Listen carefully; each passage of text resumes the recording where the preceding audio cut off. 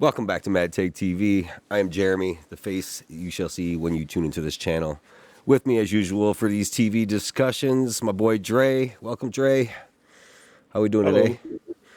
Good. I'm all right. Good. So, anyway, keep up with us. Hit the like, comment, subscribe, all that stuff with the videos.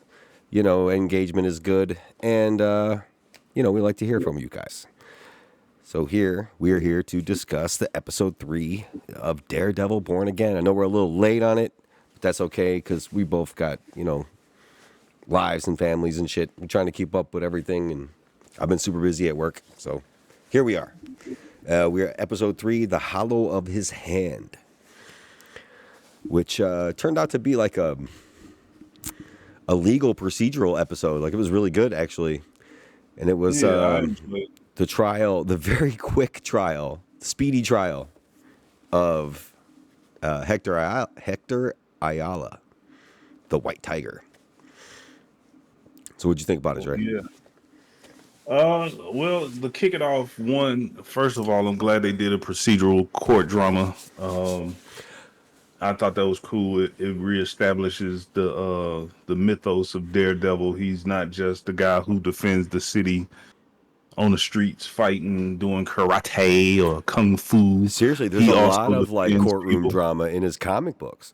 Yeah, he defends people in the court of law because at the end of the day, that's the type of hero he is. He's the guy who defends people at all costs. So He this uses was his abilities to be able to tell if people are lying or not.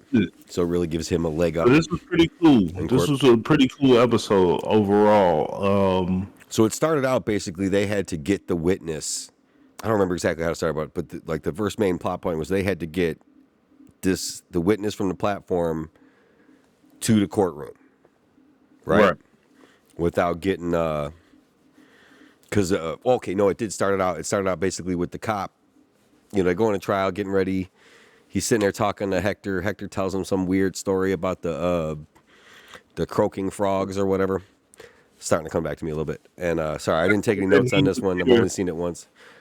The sounds that he would hear in his homeland, Right. they would make these. The birds would make these sounds. It was the frogs. The frogs, Tree frogs. they would make the sounds, and he said he was just reminiscing about going home to where he was from because he thought that he would never see or hear those sounds again. It's something that he said tourists were annoyed by, but he was he loved it. The people that was Puerto Rican, the natives, they loved that sound because it reminded them of home. Sound to them, yeah. And this, my friends, in storytelling is what we call foreshadowing. Correct. So this was Maximus wanting to talking about the Elysium fields and running his hand over the wheat. Right. There's a little bit of foreshadowing. No spoiler alert here. Well, spoiler alert. If you're watching this, we're late. We're late already. So you should already know what happened. Right. But so then we roll into the courtroom. I think the first witness called was the cop, right? That he had just beat the shit out of. Oh no, he came at him in the bathroom. He approached him in the bathroom and said, "Yeah, so you the lawyer that you're a lawyer that could fight and all this other." And basically, just a little verbal confrontation, and Matt kind of flexed on him a little bit, like, "Yeah, I know you don't want to put your hands on me again." You know what I'm saying? He didn't say this on paraphrasing, obviously, but the confrontation boiled down to, we gonna handle this shit in court, because if you try it the other way again, I'm gonna beat the brakes off your ass again. So. And also, but like they both kept, from what I watched one of the breakdowns. I usually don't do this before our episodes because I like to just have like fresh thoughts on it and like unprovoked by anybody else. But whatever, it's been a week and I've been watching other shit. So they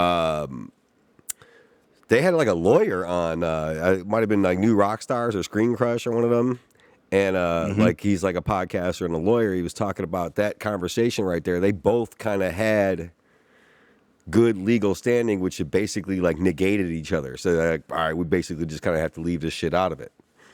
Our shit, the shit that happened just between us. Like, because if Matt could be found tampering with the witness or whatever in dude's apartment, that's bad. And if the cops obviously weren't supposed to be there. He wasn't there under any official capacity. He was there to kill the dude, and he don't want to have to explain that in court. Yeah, because if this witness didn't exist, then how the hell did you wind up in the apartment? Like the whole of the case is gone if the police get caught doing what they're trying to do. He'd have a lot of splaining to do, right? So basically, but like, what was Matt doing there? And like, he just really couldn't, like, it was, and he beat, like, it was just weird. Like, it was like the way the lawyer explained it. I don't know exactly all the legalese of it, but you know, so that it was just like negated. So they go into courtroom. The cop goes out there, fucking blatantly lies on the stand. Like, nope, we was there, just us. There was nobody else on the platform.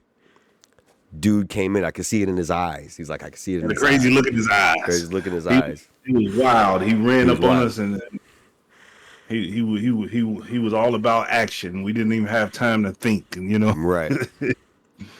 And the next thing you know, he said basically he pushed him. Said he pushed his partner into the train. He lied, just straight up lied. And we are obviously, as the audience, we all know it's a lie. Matt knows it's a lie. Obviously, because of the witness. I mean, it's just like but he has to prove it in court to get Hector free. When Hector is about to have an emotional outburst, and Matt senses this with his Matt.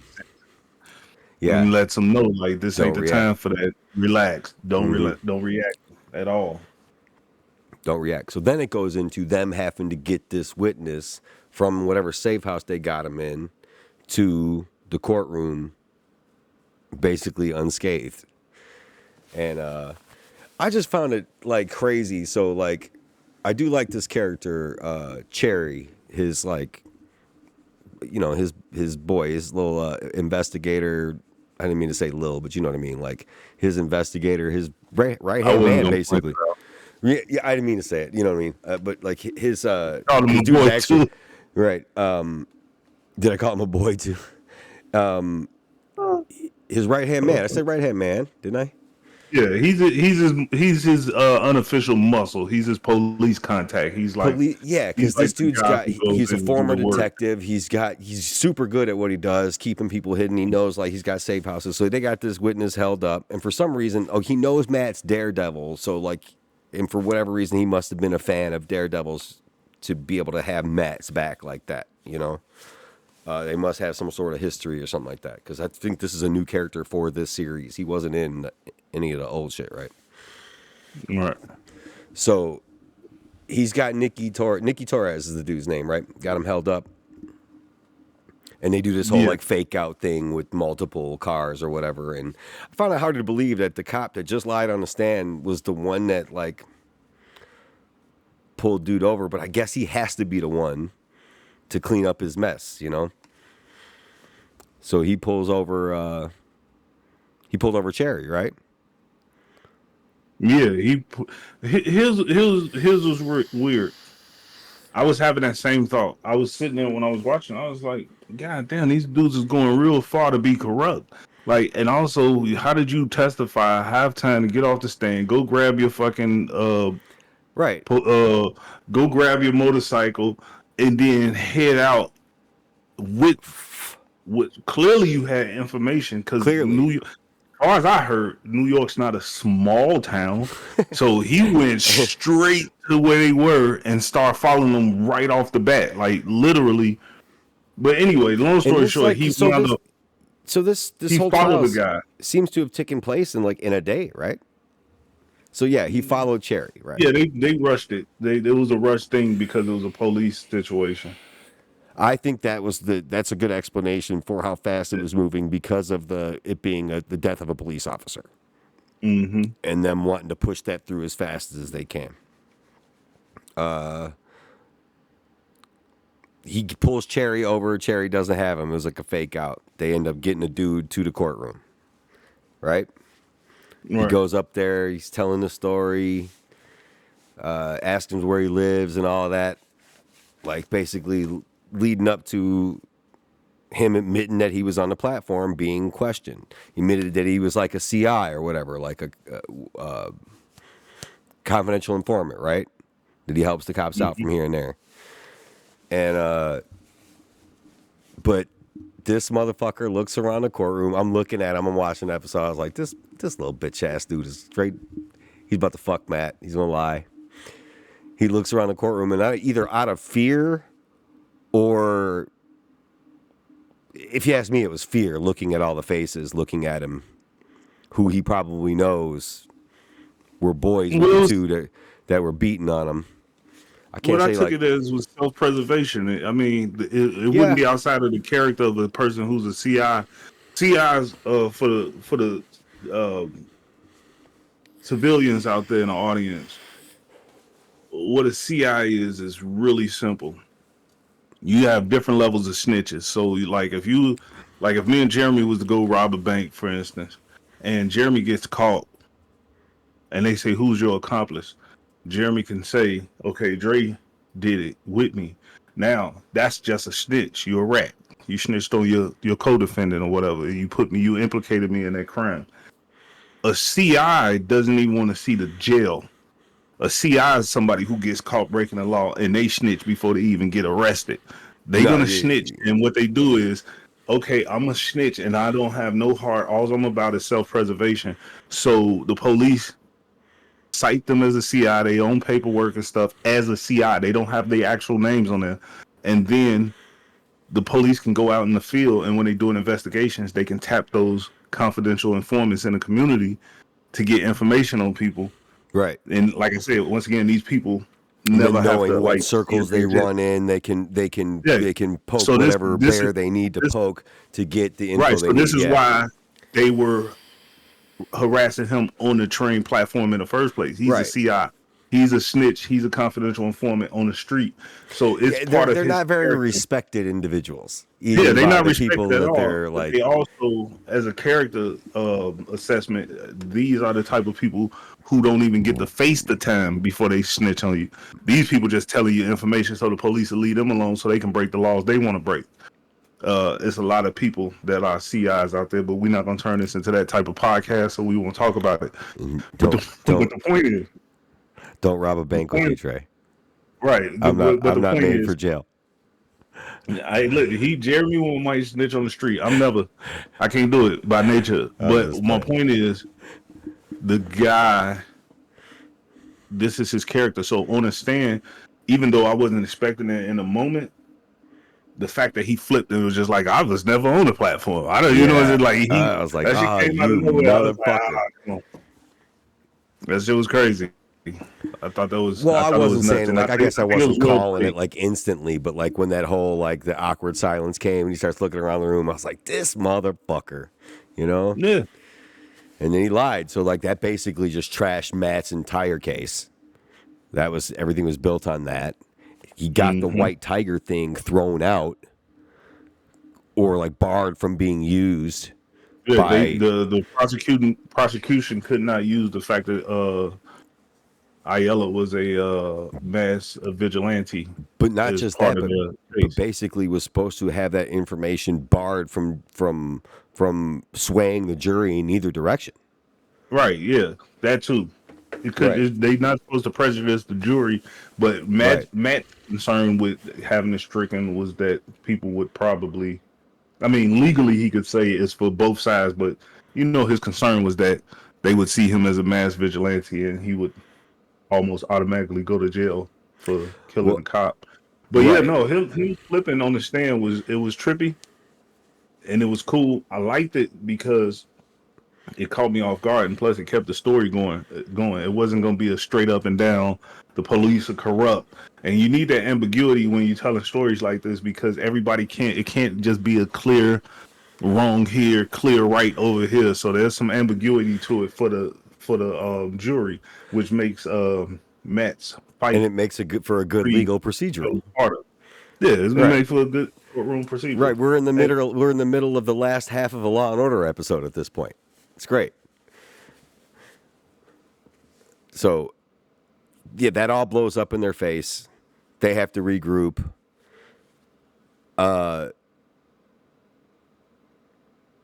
Without telling anybody, I guess. I can't remember exactly what happened in between, or if there was anything I'm missing in between. It is what it is. So Matt makes the decision on his own, basically, to use the information that we just discussed in the opposite way. He's going to prejudice the jury in his direction with, and he's gonna have faith in the people. right. He's gonna put his faith in the people and put Well, Ayala's because life on basically in the hands of the fucking jury for real. It's like we just gonna put all the information out here at this point. So yeah. well, and as much as it sucked and it pissed the judge off, it couldn't. The information was out there, and whichever way it was going to sway was going to be. It was going to happen, you know. Whatever. Which Matt just took a gamble here, basically, and it was kind of shitty for him to do that. In my opinion, actually, it was dope and it was necessary almost. But dude, like, I don't feel like he should have talked to Hector about that shit, man. He should have. You're putting his family in danger. You're putting his loved ones in danger. Like, come on, man. Anybody knows that shit. If like you're a mass vigilante, the last thing you want somebody to find out is your identity, so they could use your loved ones against you and things like that. To be fair, on your point, it ultimately cost Ayala his life. I think that's how he. At the end of the episode, obviously, like I said before, we are a little bit late, so spoilers are out the window at this point. If you're watching this, Ayala is killed once he sees freedom. He also does exactly the opposite of what fucking Matt told him afterwards. Not to say that this wouldn't have happened to him out of the costume, walking down the street. Everybody knows his face. Right. This would have happened to him either way. It didn't have to be him in the white tiger costume. I think waiting for him to be in the white tiger costume was done as a point. And you know what I'm saying? Like, I think they could have gotten him at any time. I guess it could have been that same night that he went out and they were waiting for him. But I was imagining there had been some, like, at least a day or two had passed before he went back out there. But like, I'm not really sure. You probably did that shit the night of. Yeah, but Matt told him, you can't ever put the mask back on again. He made that choice for him. But here's two things. Okay, one. This is the point that this episode was driving forth. One, when Matt revealed to the courtroom that Hector Ayala, I believe his name was, that he was White Tiger mass vigilante with the superpowers, with his amulet, blah, blah, blah. He brought in the public's opinion of mass vigilantes, because then we cut to like street interviews and stuff like that, and people coming in to testify and saying, hey, listen, he saved me one night. I thought I was about to die. Not just like regular citizens, but like police officers even was like, yeah, you know, I was about to lose my life. Right. And he came in to help me get the suspect down, blah, blah, blah. So at the end of the day, that drove home the point that what Matt was thinking which was you've done more good than bad. Right. Let's just let them judge you as a whole instead of limiting their perception of who you are to you a possible cop killer.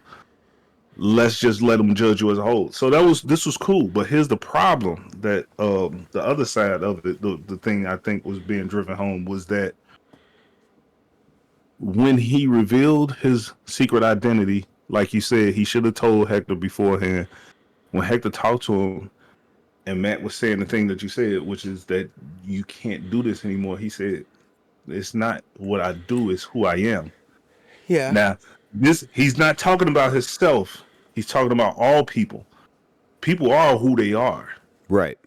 I'm going to go out here and I'm going to help people. I'm going to put on a mask. I'm going to put on my amulet. I'm going to go out here. And it's not something I chose. This is what I am. Well, he's telling Matt, you are Daredevil. He don't know Matt is Daredevil. But my point is, the subtext here is, you are Daredevil. You're going to put the mask on. You're going to go back out here and fight. Well, and that was, I think that, dope. And I think we even had this discussion or something similar to it back when we were talking about the diner scene and how Matt Murdock and Mayor Fisk are the fucking masks. Yeah, they are the And masks. they're the Those are masks, the masks. and the Kingpin and Daredevil are are what they are who they are. Yeah. We are who they thought they were. Right. But so yes, those points very good, very well driven Yeah, home. I So thought I it, I also thought it think was a though, cool way to drive it home. It's like, because if you look at a person as a whole, you can almost forgive the mistakes. Like, I can't forgive a sure, mistake. Like, if Jeremy was like, for some reason, I don't want to keep using it as an example. I'll just say, if a mutual friend of ours had run over a kid while they was driving too fast, and we know this person, the people looking is like, you are the sum of that thing that you did. You were driving too fast, you was reckless, and you caused somebody's life. right. But we know this person not to be a person who's reckless. You know what I'm saying? So it's like, when you look, that's a way of looking at people in life, is understanding them more. It's something that I used to say all the time. It's hard to hate somebody if you know them. Well, and you're You going, you can hate yeah, you can hate what people do. You can hate their choices. You hate, but you it's damn near impossible to hate somebody who you actually know. So I thought that was cool that was part of it, because that fits right with the whole justice judgment thing, the religious aspect of right. Daredevil's character, all that shit. So I thought it was cool, man. I like it. I liked it too, but on the other side of that coin, man, what a huge risk to do this. Being the climate that they're in, with Fisk running on the anti-vigilante policies, basically. So, and he got elected. So that means that more than half of the people there, I don't know what the numbers were, but more than half of the people there, at least, are on his At side least with that. right. So he is taking a risk there by leaning on that. It could have gone the opposite way. There could have Oh been a yeah. bunch of stories of him doing bad shit. Obviously, Hector wasn't a bad dude, so yeah, he had helped a bunch of people. But like with the opinion of vigilantism in the city, it could have gone the wrong way for him. Mm-hmm. Well, they did show some people say that they didn't like the mass vigilante thing, and it's like, this is a police Oh, job. during like the BB Uric. Yeah. Yeah. So no, that was pretty cool. I just think that from a storytelling aspect, I thought that it was cool that they're presenting these themes, because Yeah. I don't want to shit on other shows, but I'll just say some shows aren't good with presenting those themes. Like, for instance, She-Hulk. As a person who watched and enjoyed She-Hulk, I can't admit that some of the themes of sexism in the workplace, women having to deal with certain hurdles that men don't have to deal with, things of that nature, they didn't really hammer them home in a way that was palpable for a lot of people. And a lot of times it felt like they kind of forgot that for antics and shenanigans and shit. Like, you know what I'm saying? It There's was a lot of, ways to present these things like they did yeah, in you can Daredevil present it in a way that the audience right? could That's thought digest it, and it provoking, feels real. right? With her show, unfortunately, a lot of times it felt like they lost that vision or lost sight of that. But with this show, the themes that they going with right here, A Yeah, plus. I think they're doing a good job. I can't wait to watch it. I know we're recording tonight, and I'm going to upload it as soon as we're done. But I'm turning around as soon as I'm done here. I'm watching the next episode. Walking right next door, Yeah. turning it on as soon as we Right. finish. Yeah, so I'm excited for that, and then so I don't know if that and I'll probably watch Severance tomorrow. But so that's tonight too. I forgot about that. Wait, Severance is on Wednesday? Oh no, it's Wednesday. That's right. I'm sorry. Tomorrow night. Oh, I got No, it's nervous. good. Yeah, no, I was like, damn, which one am I gonna watch? You're right. No, totally Daredevil right away after this. But so like yeah, so it ends up working out for him. He's got a lot of good stories, some from the cops, like you already kind of ran through this. You even see one of the cops, there's a scene where he's like telling a story and he's like, yeah, you know what? This guy's fucking all right. You know what I'm saying? Like he's nodding his head and shit. So, but a lot of sour faces also, in I think there. ultimately you made a point that they might not have explicitly stated it, but I think you hit the nail right on the head when you said that revealing that in court had its drawback, and I think that is ultimately what lost him his life, and I think that's gonna. Unfortunately, he's I not the agree. main character, so I agree. he's fodder for what's needed for the motivation to get Matt back in the mask. And I think that his death is going to be part of the provocation. And dude, this shit is gonna hit. I'm telling you, man. So I was talking to my brother-in-law about it or something like that. I said, dude, and I don't know how the next episode starts, but I would just see Matt just fucking wiping out his whole desk, fucking yelling. You know what I mean? Like we can assume that he had just found out what the fuck happened. You know. And that there was like somehow or another he's going to have to figure out that there was a Punisher. There's going to have to have been a witness or something somewhere to see the Punisher chest. Showing the shirt. It has to be because if we're the only ones that saw it, then it doesn't serve a purpose. But then there has to be some sort of like scene it, and they're going to want to have done it on purpose. But these perpetrators, I'll call them, because that wasn't Frank, obviously, that killed that dude. Yeah, Frank Castle wouldn't do that. He would kill somebody, but he wouldn't do that. But not a dude who was just acquitted in a court of law. That's not that part. I'm sorry, that's not Frank Castle's character. That's not the type of killer that he is. Yes, he's a stone cold killer. That's not the dudes he's looking for. Unless for some reason he knew the person cheated and got out of it, but he knows Matt. He knows. He was on trial. He was on trial for the accidental death of a police officer who was doing some dirty shit. Frank would almost buy him a beer. Yeah, he would not. Right. He would not be. By the way, folks out there, you know who I'm talking to. You riding around with those little Punisher skulls. That's not the misreading it. That's not it. That is not who Frank Castle. No. He's not on your side, buddy. No, he's not on your side. He's a fictional character.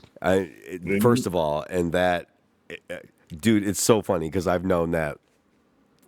You know what? I don't want to say it though. I've known that for a long time. That Punisher, when I see that, it's the same thing. It's I don't know.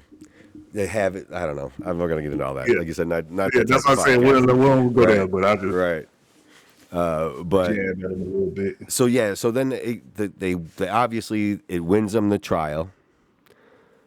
There's obviously some people ain't happy about it.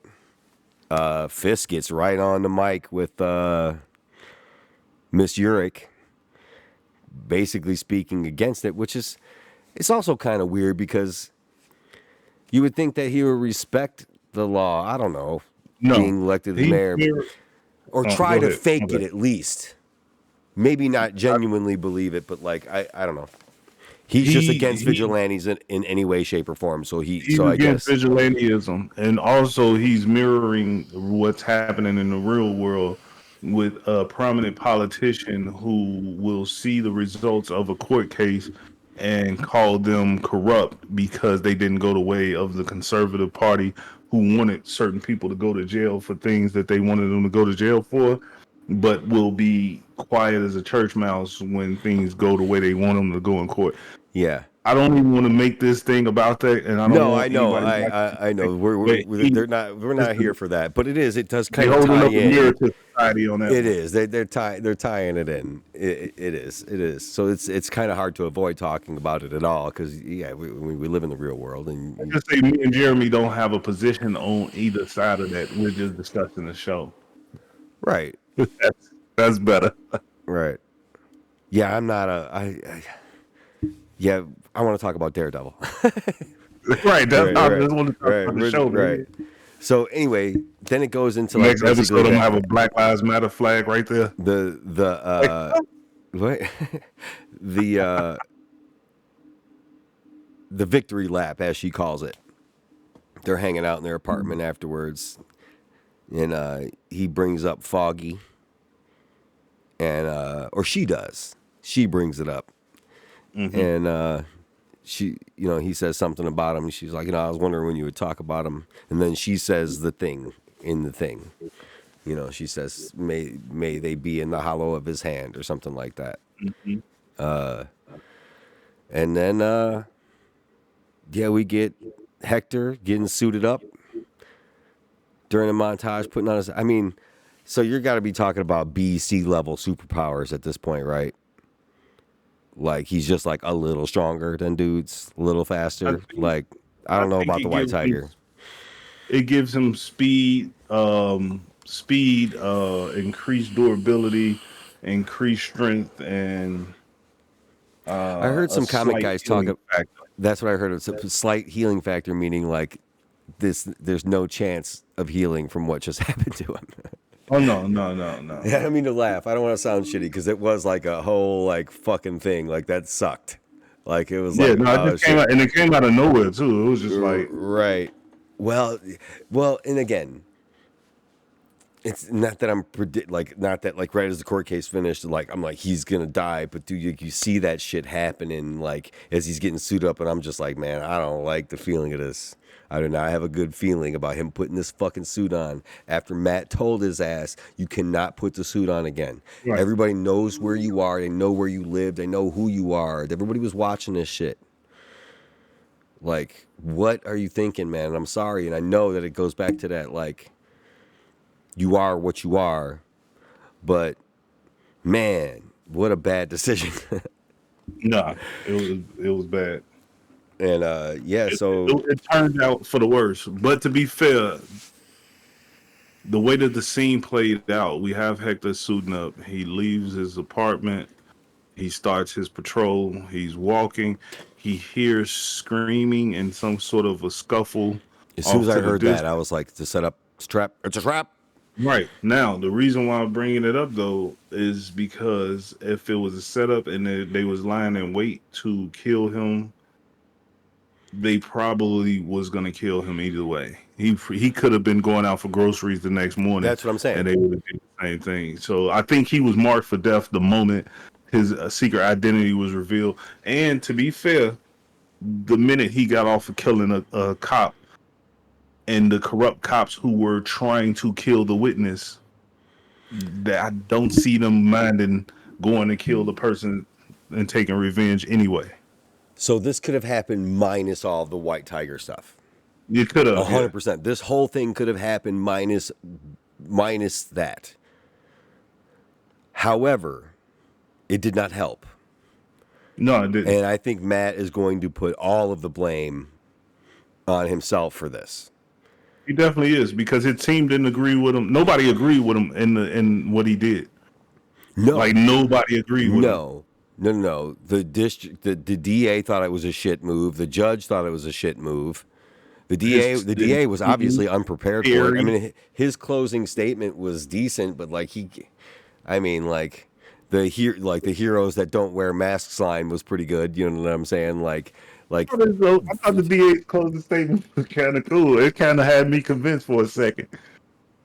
Like he I was said, like, it was hey, like man, he's like, hey, good people sometimes do bad things, and they do, bad and people sometimes none do of it good was things. wrong. He Right. was right. Sometimes good people could do bad, and bad people could do something good every once in a while. But right now we dealing with the fact that this motherfucker is out here and he killed the goddamn cop. Right. Period. Like no But matter how you feel about didn't have his amulet, didn't have his, it. right, his costume on, so he wasn't patrolling. Didn't he have flowers? Yeah. He was getting he flowers had for the girl. They flowers. was celebrating buying a crib, or he So was like going. he Yeah. obviously wasn't on White Tiger patrol. So like yeah, like that part, like I don't know, man. It That sucks. guy was good. They build it as characterization. When you have other characters saying that this prosecutor is good, it helps that you write good lines for the prosecutor. You know what I'm saying? Oh yeah, Like for sure. don't have him being inept and he's just good in reputation. This dude was actually good because he had me listening to what he was saying, and I'm watching a goddamn TV show. So yeah, Yeah. but yeah, no. At the I end of the was at the end. Go ahead, finish up. no, I was saying at the end of the day though, the uh in this episode we skipped over a little bit Yeah, let's go talking back, about. man. We've only been talking for like 35 minutes, so Like I'm we down to skipped have some over more discussion. with Wilson Fisk. They did show him in what's her name, Vanessa. Oh yeah, there was a bit of a discussion They in showed them in. They showed them in therapy. conversation, and then they showed them in conversation before their therapy session started. Yeah, And that conversation basically consisted of him. What was it? He was he was saying something basically about. he knows she wanted to still be the boss, and and it wasn't about his moves, wasn't about her. It was about what he was doing. It had nothing to do with trying to besmirch her name or Right. take her and knock her off the throne. But she looked like she wasn't trying to hear that shit. She wasn't You trying to know, hear it. And I thought he was trying, I thought he was saying something about, like, the way she was doing it wasn't going to work or something. And, like, oh, was it, like, this isn't going to work. And there was some other thing where one of the families attacked one of the other families or robbed one of the other ones, and yeah, he they was killed ordered the to pay drivers. restitution. Yeah, they Right. killed the drivers, Right. Oh, at the very beginning of and the episode. That's how the episode opened. yeah, Right. and that's what was happening was because she's blaming Kingpin for this violence because her position is that I had everything under control, Right. and now you've created a power vacuum by taking me out of this position. And he's like, "That's not my intent. Crime gonna be crime. We above that now." He's Right. he's playing the for anybody who watched The Wire, he's playing the Stringer Bell role in this conversation where he's like, "Listen, we can take this thing legit. We can go legit. We don't have to worry about that shit on the lower levels. We dealing with something up here now." And Vanessa's looking at it like, "Look, bitch, I had the streets on lock.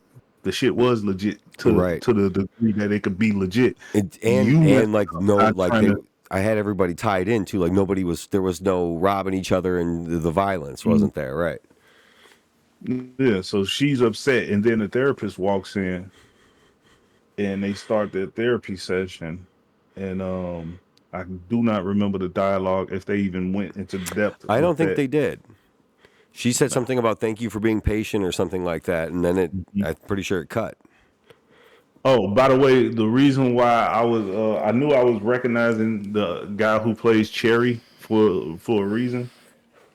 He was the one of the main editors and publishers for the newspaper in the season 4 or 5, season 4 of The Wire. Oh, okay. He was a major player from that season. So he was a For good people, pick for this part then. yeah, I kept thinking like he was on the first Daredevil series, but he wasn't. Like, but in my mind, I'm like, I knew I saw this guy on screen a lot, but it was from The Wire. So yeah. Well, sad to say, I still haven't watched it. Well, I mean, hey man, your loss. I know, but But yeah, the guy's a good actor because of his proximity to that role of being somebody who works at the newspaper and investigative journalism and all that shit. For some reason in my head, I had placed him in the first series, the Netflix Daredevil series. Mentally, I thought he was at the newspaper, and now he was working for Matt, and it's just dumb as hell. yeah, So if I thought I heard correctly that he was a new character created for this, and I don't have any recollection of him. Yeah, but he is a good So yeah, good addition to the show for sure. So yeah, I mean, any predictions going forward? What do you think is going to happen in this next episode? We're going to turn on right after we get done talking about this. Obviously, he's going to go talk to Frank Castle, right? no, You don't think so? I don't think so. I might be 100% wrong, but I think that they're gonna go into the reveal that Hector is dead. Daredevil's gonna go through his little guilt trip, and we're gonna focus this episode. And my assumption is that I would focus this episode on this crime situation with Kingpin, and maybe have a couple side notes of what Matt's going through with dealing with his guilt, while we see what Vanessa dealing with the underworld is going to do to cause Kingpin to have to go and deal with this shit that's going to cause him to. Ultimately, I think the Kingpin character is going to cause Matt to be Daredevil. Now, so, if so Kingpin's going to be on record because he was talking to BB Yerk. He's going to be on record speaking plainly about not being on the side of this jury decision. Right. You know, he's saying corrupt, all that shit, like you were just talking about, you know? So so yeah, Matt is like, the radar is going to turn right to fucking Kingpin, right at him. whether or not he had something to do with it or not. Yeah, and I don't think this he could did. just be I don't think he did either. This is an act of the Punisher police guys, and whatever that group is, of rogue police officers. You know what's funny? DC had a situation like this Okay. where if you watch the Watchmen series that came on HBO, Yeah. you remember all the guys who was running around with like the Rorschach mask on? Oh, right. Yeah. They com- they, Misappropriating his. they completely misunderstood who Yeah. Rorschach was. So I could Yeah. see Marvel going this route with like a subsect of the police, some corrupt officers running around with the Punisher shit on. That could be provocation for Frank Castle to come and step in. Like, look, y'all motherfuckers running around killing people and pretending that you me, or doing it quote unquote in my name or in my image. Yeah. So He's yeah, not going to appreciate it. yeah, I could see some ways for this to go that direction, but ultimately I think what we're looking at is a more Kingpin focused episode. I'm hoping for, because as much as I do like Daredevil, I have a confession. I'm more of a Vincent D'Onofrio fan as an actor altogether, and I like the Kingpin character. So I would love to see Vincent D'Onofrio what has he's done a doing. fantastic job with this character. Oh, yeah. There's no doubt about it. Charlie Cox is also great. I do Oh, like no, both Charlie characters a lot, but Cox yeah, is Vincent great, D'Onofrio is worth tuning in for sure. He has been since the first season. When he fucking smashed the guy's head in the door, it was like, oh shit, this show is, what is going on? What am I watching? This is great. Vincent D'Onofrio Yeah. is a national treasure. Also, sorry. Also, I think that's what I'm looking at. Sorry, I don't want to misspeak, but yeah, I think that's what we're looking at. That's my prediction for this next episode. Hopefully, we get a Kingpin focused episode, because I think narratively it'll make more sense to it would make sense to go into some high level Daredevil versus Kingpin type shit this early in the season, and then later on we have to wrap up the loose ends of what's going on with the crime syndicates and all of that shit. I think right now, if we ramp up what's going on with them, then we can naturally pull all of the rest of the shit in. I wonder if And they're gonna kind of, tie all the different stuff together better than they did. Like, I mean, season 2 of Daredevil was kind of a mess a little bit. It started out with the Frank Castle stuff, and it was like it only went like halfway, and then the second half of the season was like Elektra, and then like the Punisher showed up to like help him at the end, but he wasn't tied into the story at the right. end. So I hope they do a better job of bringing all of taking all the ropes and pulling them together. Marvel seems to be pretty good at that sometimes. Most of the time, they pull the shit together well, and in unexpected ways. Sometimes they'll take Yep. storylines from the comic books that we're familiar with, and then be like, let's turn this on its head, or do this in a little bit different way. And I hope, I'm hoping to see the Punisher. You want a little bit of unprovoked bad news? What's up? So one of the producers for Avengers Doomsday Oh, I says, fucking heard this. yeah, Go ahead. Finish your the statement. very thing that you didn't The want. exact fucking thing that I didn't want is said. That's I know. insane. He said that He's a variant. they want to talk about they don't want to talk about the Tony Stark death thing because of how it might tie into Doctor Doom. And it's like, Please don't do this. Please don't do this. if you make Doctor Doom a variant of Tony Stark, Listen, and that forsakes his ties to the Fantastic Four, dude, listen. And I'm not trying to go back on what I said last time we had this discussion or whatever, but listen, if they do this, if it's just in looks alone, and that's it, like, okay, maybe. But if this is just like a Tony Stark variant, like, I'm gonna be fucking shitty, man. I don't want that to be the case. I don't even care if it's just like, I want that fucking Doom dialogue. That some of that crazy off the wall shit that he be talking, like, listen, suffer the wrath of Doom and shit like that. Like, I don't see Yeah. Tony Stark talking like that. You know what I'm saying? Like, and if it's just like, I don't know, man. I'll be Now, to disappointed be if fair, it's Robert Downey can definitely pull off that type of dialogue. yes. But are they going in that direction? I And I hope after it's seeing just what the they in did looks to that they're Thor just like, you and look like Love this and dude like we used to know, and he's just gonna be like, I don't fucking know who you're talking about. I'm this dude.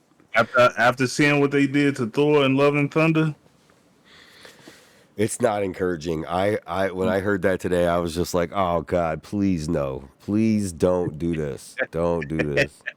ah, Please don't do I this. couldn't do nothing. I couldn't do nothing but laugh when I heard it because you Yeah. had just said Right. specifically that one thing. Don't You do know? this. I said these motherfuckers must have been listening to him. They really trying to piss him off. So yeah, Yeah, no. ain't nobody listening to me, but you know, I I'm not a writer. I just don't. And again, I'm a I'm a dabbler at best in comic books, really. Like, since I was a kid, like, I haven't had time to fucking read huge long storylines and stuff like that. But like, I don't like that version. I like Victor Von Doom. And if you could have just gotten another actor to do it, like, I would have been happier with that. And let's fall in love with this villain just as we have some of the other ones in the MCU. I don't know, man. I'm gonna wait to see it to like pass any kind of judgment on it because, you know, but obviously because you can't. It's stupid to make judgment calls like that Well, before we see the shit. I'm gonna double down on my vision insurance and coverage before I see the movie because if that's a Tony Stark variant and that's revealed while I'm sitting in the theater or something, my eyes are gonna roll so far back in my head. I'm gonna need to Right, be be I'm gonna looking at the inside of your brain. surgically. Yeah, you're gonna have to fix them, cause So yeah, it'll just the ultimate eye roll. Like, yeah. man, like you can't be fucking I serious right hope now. like he just comes out and he's just like just regular, just it's just Tony Stark. He's just playing the same character. I'll be highly disappointed. Because like you even said just a couple minutes ago that he has the range to fucking pull it off and pull Oh off the yeah, dialogue, he's a the Doom badass dialogue. actor. He's a great actor. Like, come on, man. Like, I'm hoping they do it right. That's all I can say is all we can do is hope that they do it right. We have no control over it. We can say how much we like or dislike it, whatnot. Podcast all goddamn day about it. It's still ain't gonna change shit. So I just gotta hope that it's good, man. I don't know. Mm-hmm. So But overall, what's your expectation? I don't know. I can't remember if you answered what you I'm expect think on this I'm episode. thinking that they're going right into this Punisher storyline, like Okay. in chasing the Punisher cops. I don't know if it's going to be a one episode thing but I'm thinking we're going to see Frank Castle like that. That Punisher right at the end of the episode to me was a huge indicator that we're going to see John Barenthal. I wouldn't be mad at that. Me neither. Getting Frank Castle early, I'll tell you what. and also him and Kingpin's story intertwined as well. So Yeah. we can almost have both of our expectations in that we can have Frank Castle coming in to handle that power vacuum we was just talking about and Or the throw it increase into in violence complete between those disarray. families. So But I don't want to write it for him because me then either. I might feel a slight bit of disappointment if it don't, So the I was trying to figure out how to say this. So like I hate to say for actors because John Barenthal is a good actor that they were born to play a role, Mm-hmm. but that motherfucker is Frank Castle too. Like he killed that shit, in my opinion. The other two Yeah. movies, Tom Jane's Punisher was good. It was really good. I Be liked. careful. I no, I'm not shitting on it. It was a great movie. No, I The thought I thought you was gonna say the same thing about Dolph Lundgren. No, sure. That was fun back in the day too. The Ray Stevenson one was I enjoyed that one Brutal, way more than brutal, it was brutal, and just the way it starts off brutal. instantly, and it's instantly brutal. I thought that was a great movie, and they just leaned into it, the violence and everything of the Punisher. I thought that was a fucking nailed down great adaptation of a Punisher movie, and Ray Stevenson was perfect for it.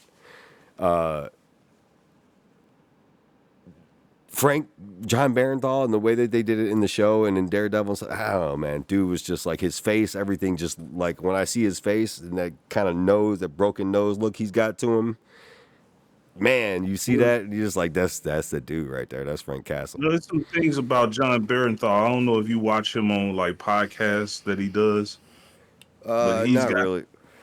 yeah, he's got if you like watching podcasts, you might want to give him a shot. He's got some shit going on inside. He does interviews with ex-cons. Okay. So he's got his own podcast. Actors who had a rough time. Like one of his best interviews I saw was him and Shia LaBeouf talking. You know, I have seen clips of that.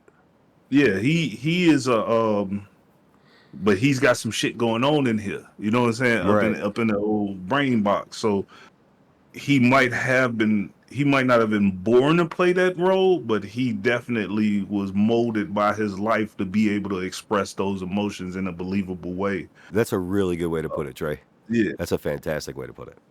Yeah, I like him in that role. When they announced he was coming back for whatever capacity, I'm down for it. I heard he's getting some sort of Marvel special presentation. About what? Just, I don't know. Like straight to Disney Plus, Marvel special presentation, mini movie. Okay. Something like that. I picture this to be something like that Werewolf by Night. Okay. And that was just a one-shot thing, right? Yeah. And that was actually pretty good. I didn't expect anything from that, and it was decent. It was actually decent. Yeah, I like Werewolf by Night. Right. Well, I guess to close this out, I'll just drop one more little comic book related cinema rumor. It was rumored today that they may have cast Tom Cruise to play Jor-El, father of Superman, in the James Gunn movie. Wait, but that movie's already done though, isn't it? Nah. I thought Superman was like coming out this summer. Done. It would be done, but that's what I heard. That's the rumor I heard today. I mean, I guess that's possible. They were reshooting fucking Captain America fucking a couple weeks before that motherfucker came out. Also be aware that Jor-El is dead. So chances are that it will be one of those like video message Jor-El type of things. I hope they don't go the Russell Crowe Jor-El route where he's a sentient AI version of himself where he basically still alive. Yeah. I don't really listen. All fairness, I'm watching this. You need to know I really don't fucking care for DC as much as I do for Marvel. Right. But I do still care about storytelling, and I did not like that in the DC Superman films with Russell Crowe. Russell Crowe, one of my all-time favorite actors. They had him playing a sentient AI who was basically alive for all intents and purposes. Yeah, but I mean, like his first scene was good though, like the opening to the movie. Yeah, but when he was actually supposed to be alive. He was playing Jor-El. He wasn't playing the AI. He was playing. Alive. Yeah. When you the AI, like you're supposed to be. The idea of the sort of fortress of solitude. Let's see, we have to explain themes to some of these people. They get these fucking directing jobs. I thought there was always like a little like robot there though, or something. Screenplay jobs. Yeah, they got the robot in this too. He was in the trailer. But what I'm saying, they get these screenplay jobs and shit. And a lot of these people don't care for the source material. And even if you don't care for the source material, at the very least, you can care for proper characterization. The fortress of solitude. Listen to the word. Yeah. You're not supposed to have living versions of his family there. That's not solitude. Well, the idea of his videos of his mother and his father being on those little crystals and shit, is that they had a set number of answers that they could give you. You understand what I'm saying? Right. It's like you still felt alone. You can so it betrays that whole aspect of solitude when Right. you could basically go in there and just talk to your dad like, yeah, dad, so I just got into it with Lois. What's Lois up to? Let the fuck out Right. of here. Like, supposed to be alone. So I So don't know, stupid. like I know I've mentioned it before, but I don't know if you've been like Oh, Zack Snyder. Sorry. either reading it or like just watching like YouTube videos on it or something. But the new DC Absolute universe. Mm-hmm. So You've been talking about it, yeah. so the Absolute Superman, his parents actually do come to Earth with him. They are here. They Yeah, but left this is the Krypton. They alternate left Krypton. timeline. It's a complete alternate timeline that was create. Actually, I just learned recently too that the Absolute Universe was created by Darkseid. From the main universe, it was created by him. Some sort of big event happened, and he created the Absolute Universe and basically wanted to turn it on his head. So Batman grew up poor. He didn't have the $1 billion backing. His dad was a Is he teacher. still Batman? Yeah, absolute Batman. Like Batman, he Oh didn't yeah, have yeah, right. he grew. His dad was a teacher. The Joker is one of the richest people on earth and never laughs and shit like that. It's just like turning everything on his head. Yeah. Dude, Yeah. it's interesting. It's actually it's not as simple as I'm talking about. I'm fucking glazing over it, dude. So I know you're not interested because I'm glazing over it, but like the details to it are actually pretty good, and the way that they escape Krypton is in my opinion more interesting than the original story. Yeah. Like Okay. Clark didn't come here as a baby. He fucking grew up on Krypton. He didn't leave till he was a teenager. So that changes everything about Superman. A lot, not everything, but he does not have the same opinion of humans that he does originally. He's not a bad guy, and he still helps people, but he wasn't raised by John and Martha Kent. So he's basically Supergirl.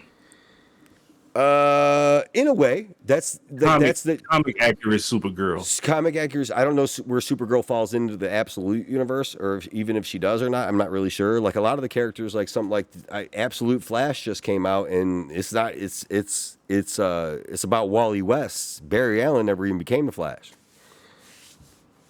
So there's like a lot of different things, and I don't know. I've always liked stuff like that. Like I was a huge fan of Age of Apocalypse when I was a kid, and that was just like everything I knew about the X-Men was just fucking turned on his head, and it was great. It was one of my favorite stories of all time. I want to see a screen adaptation of that. I don't know where they do it or how they do it, but that would be my ultimate dream. Only thing I liked about the changes, the only changes I enjoyed in the comics and even in alternate universes, generally I don't like them, but I do like standing Professor X. And it's almost the way he stands now that his spine isn't fucked. It almost is as though he stands in a way that kind of like shits on the old Professor X, like mentally. He always stands like real regally. Like, are you talking about like the current or just like alternate versions? Because like the no, current Professor X has been standing for a while. Professor X, the one who runs around and keeps the fucking helmet He's got on all the Cerebro time. on all the time. Yeah. So yeah, he always standing like, look at my excellent posture. My back is in great health. It's like, come on, man. You sending subliminal shots to a cartoon character from fucking 30 years ago. Like, you an asshole. Whoever the artist is an asshole. Dude, I Why really you keep enjoyed doing like that? the last. I haven't read it all. I did read actually read a lot of it. The Krakoan period and stuff like that. I thought was super interesting with the X-Men. Super cool stuff. It kind of jumped the shark a little bit once they got to the point where they were the resurrection thing kind of the thing that people are afraid of in the MCU with multiversal shit. The resurrection thing kind of did that in the comics. Like it almost erases the stakes. And then, but I think they ended up getting taken away from him, didn't it? Miraculously, no. They even expanded it because the conflict there was like the humans is talking, oh, fucking mutants could resurrect people. Why you don't share it with the rest of the world? And they was like, eat a dick, rest of the world. But then when they needed Captain America back, They was like, oh, they was basically the excuse was this shit only works on mutants, but then they was like, we resurrected Captain America, and it's like, wait a minute, but that's not a fucking mutant, but no, we need him now, so yeah, it worked with everybody. Really, we was just fucking with y'all, you know. It's like, Well, I'm not super current on it, but like also they resurrected from what Captain I America from understand, the egg, and he had his costume on and his shield. But go ahead. no, a lot of the resurrection stuff was they would all come out naked in the stuff that I saw, but like currently, I think a lot of the mutants have been wiped out. I don't think there's like a Well, select few left, or something bad has happened. I'm not current on it, so I don't know. Some of them left. Thor is not a mutant, but he stopped helping the mutants because he kind of had to go and deal with being a all father, and that's a job that mostly takes its place in Asgard. So then you had Storm leaving with a lot of Storm, Magneto. They went to like Mars and shit. Mars, right? So, yeah. But anyway, her, Storm, Magneto, Iceman. I think with some assistance from Professor X, maybe another mutant or two, terraforming Mars with their fucking mutant powers is one of the fucking coolest things I've seen in comics. Like that was fucking awesome. That's so fucking badass. It just shows how fucking omega level those motherfuckers are. Facts. Right.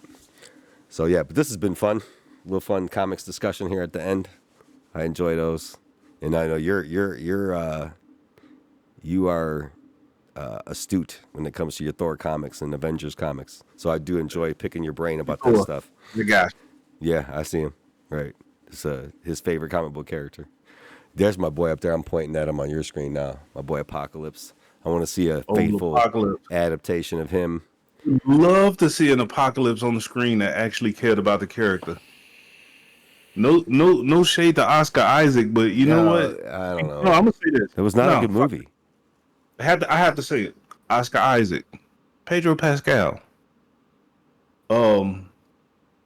You could say no to some of this shit. I know you work a long time in Hollywood to get where you got the phone calls rolling in. Yeah. You're the hot guy for the moment. Yeah. But you can also show some discernment and say, you know what, there might be a better person for this role. Can you fit me somewhere else in that thing? Like you can actually still be in that movie. A lot of times, a lot of people don't know this when they offer people roles, and the writers and producers and stuff have ideas for actors and actresses that they want to come in and play certain roles. A lot of times, those people aren't available or they not a good fit for that.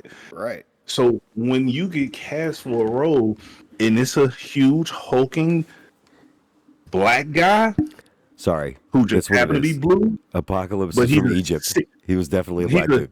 Right, he's a 6'10" muscle man, and you're 5'7" on a good day. Yeah, just say no. Just say, you know what? No, this one ain't for me. I'm sorry, man. Maybe he just thought it was like his into the Marvel universe in a way. And it just, I don't know. You gotta get that Disney. Hey, look, that Disney check gotta look beautiful. It gotta look beautiful. But you gotta be able to say, hey, man, you know what? This might do more damage to the film and my career.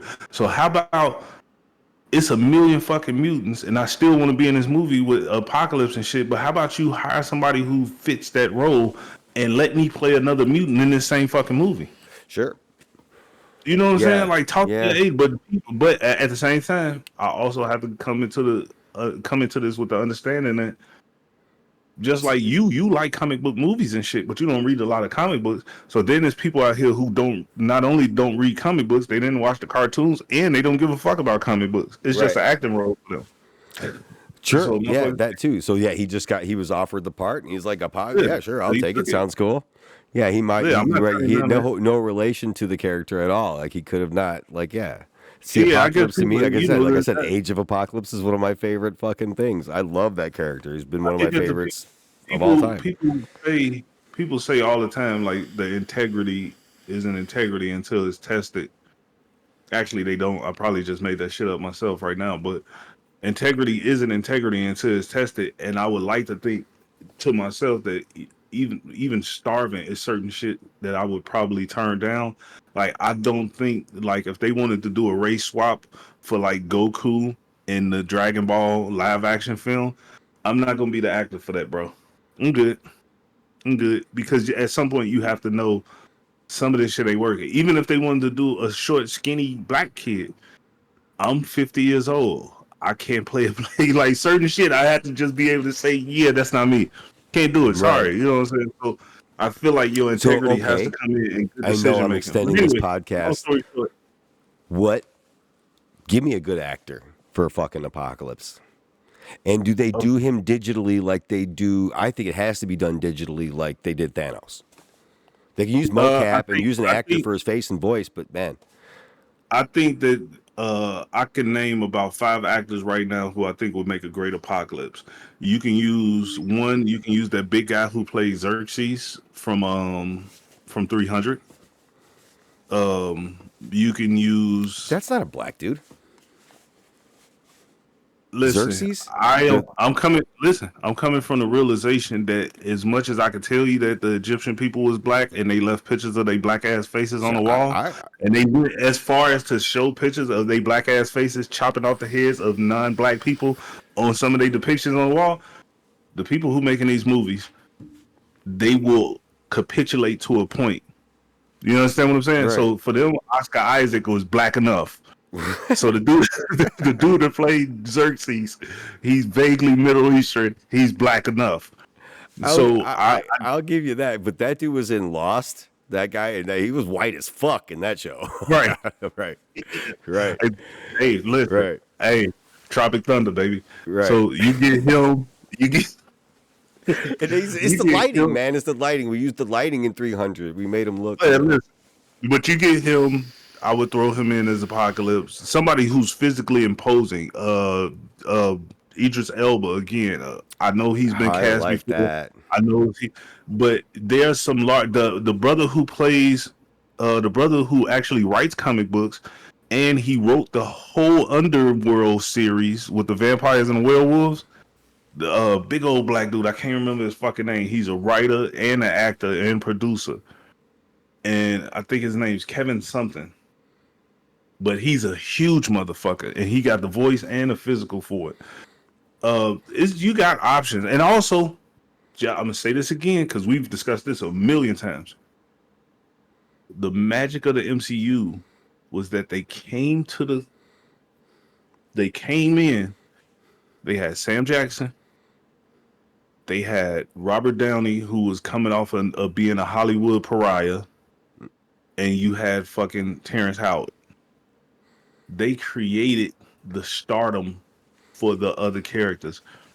They made these people like, okay, I'll give Scarlett Johansson a little bit of leeway because Scarlett Johansson was an accredited acclaimed actress, but you still had she had some shit under her belt, but she wasn't as big as she is now. No, she wasn't famous, but she was acclaimed. We knew she had acting chops, but Marvel showed us her ass cheeks, and that's what made her famous. Come on, bro. You know I ain't playing. They zoomed in on her ass in that first Avengers movie. Just like, look at this. Right. But, they gave us Tom Hiddleston. They gave us Chris Hemsworth. They gave us Chris Evans. They gave us fucking... They start making stars in the roles. So all I'm saying is there's a mistake and there's a disconnect there with some of these Hollywood studios. They feel like once we get a good thing going, we got to keep dumping star power on it. But that's not what made it good. What made it good was the fact that the fucking Russos, 100%, and the Russos and the goddamn Kevin Feige and goddamn even Joss Whedon, puss ass. They at least had enough respect for the source material that they would present this shit with some kind of love and integrity. So that's what made it magical. You don't have to go and find who's hot right now.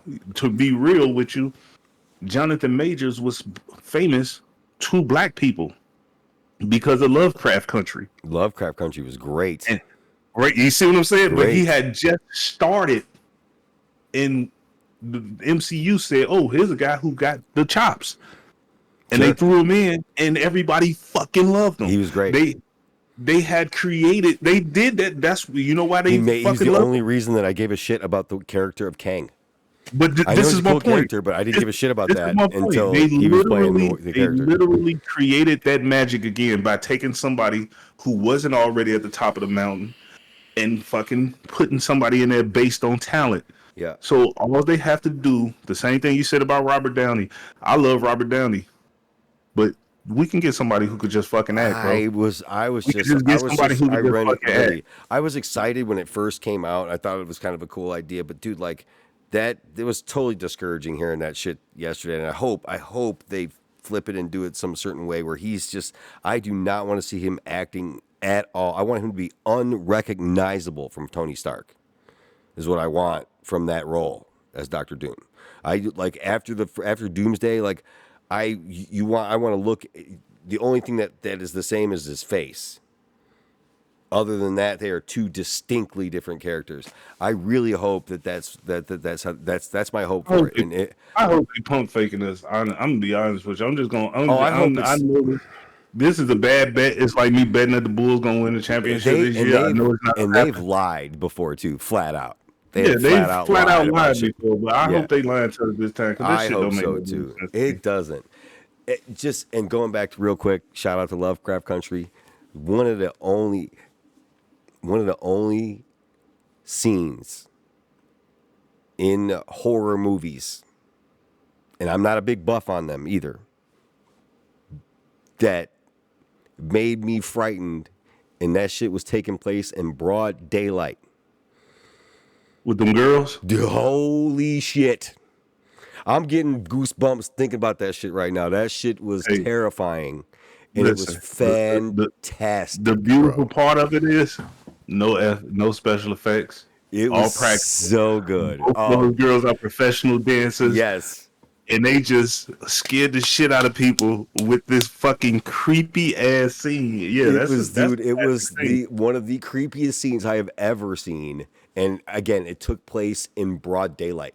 There was no darkness. It was no creeping out around. These motherfuckers were following her around during the day, and it was mind-blowingly scary, and I loved it. Damn, you made me go watch Lovecraft. Dude, I don't know, like a rewatch of Lovecraft Country is not a bad idea. I loved that show. I thought it was great. And when they canceled it or didn't want to bring it back for the second season. We lost Michael K. Williams at the end of Lovecraft Country's filming. AKA Omar from The Wire. Yep. But in Lovecraft Country, he played the uncle, the father to Jonathan Majors' character, and he delivered one of the funniest lines in the history of cinema. Where he was like, "I'm your boy, daddy." I mean, know what he say? "I'm your daddy, boy." And social. It was just something about the way he said that shit. I rewound that shit like 100 times. It was such a great show. What a great show. That dude was good. But anyway. Yep. So yeah, we'll close it out there. We'll be back. Next few days we'll be back with the Severance finale. I'm excited for that. So come back, join us for that. Comment, subscribe. What? Do you think we can go on record as trying to get this shit squeezed out tomorrow? Oh, we'll try, man. We'll see. I got a big day tomorrow too. But tomorrow's Thursday, right? You trying to do it like right after? He's laying eggs tomorrow. He's laying eggs tomorrow, everybody. Tune in. Jeremy will be laying eggs live on cam. I'm not going to be there. I'm not watching this shit, but somebody else. But no, yeah. We're going to try. We're gonna let's just try to get it out. I'm not making any promises. I'm going to let her 2 vans tomorrow, so we'll see how I feel. And then you want to do it after we have to watch the 76-minute finale and then come on. We won't be on until like 10. Yeah, I got some shit to do tomorrow too, but mine's is not as strenuous and not nearly as involved mentally either. So fuck it. I might just